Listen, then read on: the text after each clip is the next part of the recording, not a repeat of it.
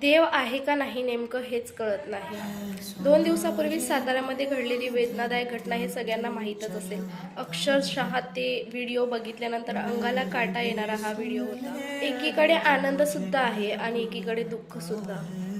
8 तासापूर्वी जन्म घेतलेल्या त्या चिमुकलीनं काय असं पाप केलं होतं जे की तिला वडिलाचं स्पर्शसुद्धा अनुभवायला भेटला नाही. आणि त्या वडिलाची काय चुकी होती की त्याला मुलीचा चेहरासुद्धा बघायला भेटला नाही.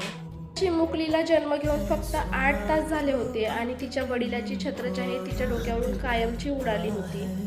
हे सगळं बोलताना सुद्धा अंगाला काटा येतोय, पण ते परिवार तर हे सगळं दुःख सहन करतंय. त्यांच्या काय वेदना असतील हे आपण समजूही शकत नाही. घरी बसून फक्त एवढंच आपण करू शकतो की त्यांना या दुःखातून सावरण्याचं ईश्वर शक्ती देव हीच ईश्वरचरणी प्रार्थना आणि भावपूर्ण श्रद्धांजली.